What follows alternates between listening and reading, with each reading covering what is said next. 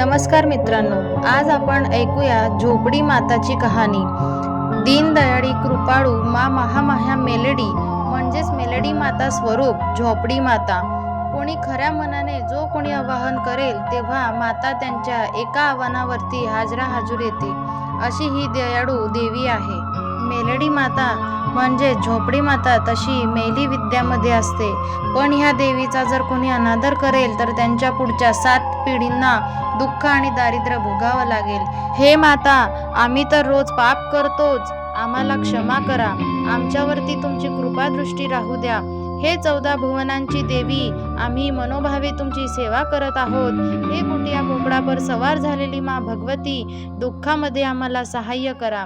मा भगवती दैत्यांचा संहार करून आज उज्जैनमध्ये अजवाहिनीच्या नावाने प्रसिद्ध झाल्या आहे। उज्जैन नगरीचा राजा प्रद्युप्तचंद वीर विक्रमावरती कृपादृष्टी करायला 4 जोगणी आणि जुहू झोपडी शिप्रा नदीच्या काठावर मा मेलडी सोबत त्यांना बसवले। चक्रधर स्मशानामध्ये आज पण तिथे त्यांची पूजा केली जाते। त्याचबरोबर सती सिकोतर अशा हरसिद्धी मातेची तिथे साक्ष आहे आणि त्यांच्या सोबत महादेव भूतनाथ महाकालेश्वर त्यांच्या साक्षीला उभे आहे।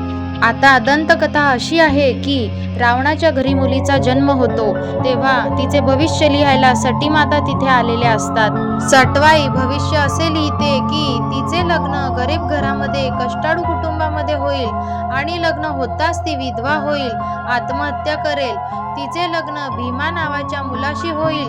हे ऐकून रावणाला तर खूपच राग येतो। तो म्हणाला, हे सटवाई माता, 33 करोड देवता आणि नवग्रह सुद्धा माझ्या विरोधात नाही, तेव्हा तुझ्या ह्या भविष्याला मी खोटं ठरवलं नाही तर मी दशानन रावण नाही।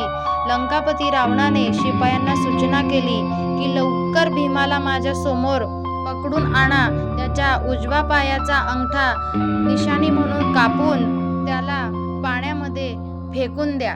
त्याला पकडण्यासाठी गेलेल्या शिपायांना ते छोटं बाळ बघून त्याची दया आली। शिपायांनी विचार केला, या जीवाची हत्या करून आपण पाप का करायचे, म्हणून भीमाचा अंगठा न कापता त्याला लाकडाच्या पेटीत भरून नदीमध्ये त्यांनी फेकून दिली। दर्यामध्ये तो तरंगत गेला तेव्हा एका नदी किनाऱ्यावरती एक चौकीदार होता, त्याला तो सापडला।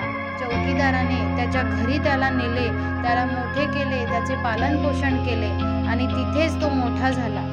आता इकडे रावणाची मुलगी पण मोठी झाली होती, तिचे लग्न करायचे होते, म्हणून चौकीदाराच्या मुलासोबत रावणाने लग्न करायचा प्रस्ताव मांडला आणि चौकीदाराला सांगितले की तुझ्या मुलासोबत माझ्या मुलीचा विवाह करायचा आहे।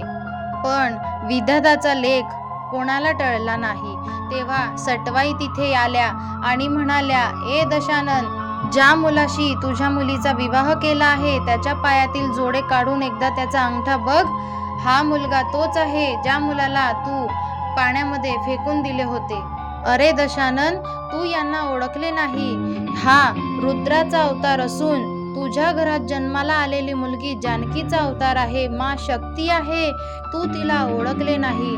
रावणाने क्षणाचाही विचार न करता जागच्या जागी भीमाला ठार केले। हे बघून त्याची मुलगी खूप आक्रोश करू लागली, रडू लागली। बांगड्या फोडून ती बाहेर उठून झाप्याजवळ गेली। झाप्याजवळ जाताच तिने महादेवांचं आवाहन केले आणि आकराड विकराड रूपाची त्या भस्मामधूनच झापडी प्रगट झाली आणि ती बोलू लागली, हे दशानन, माझ्या पतीला तू मारलेस म्हणून मी आता तुझे पुढच्या 7 पिढ्यांना नष्ट करणार। तेव्हा रावण तिला क्षमा मागतात आणि तिला म्हणतात, माता, माझी चूक झाली, मला क्षमा करून माझ्या पिढ्यांचा उद्धार करा। तर मित्रांनो, अशा प्रकारे ही आकराड विकराड स्वरूपाची मेलडी माताच म्हणजेच झोपडी माता प्रगट झाली। मेलडी मातेच्या 84च्या खात्यामध्ये खूप सारे देव असतात, त्यातीलच हा एक अवतार होता, अशी दंतकथा आहे। तर मित्रांनो, तुम्हाला हा व्हिडिओ कसा वाटला नक्की लाईक करा आणि नवनवीन व्हिडिओ पाहण्यासाठी चॅनलला सबस्क्राईब करा। तोपर्यंत जय झापडी माता।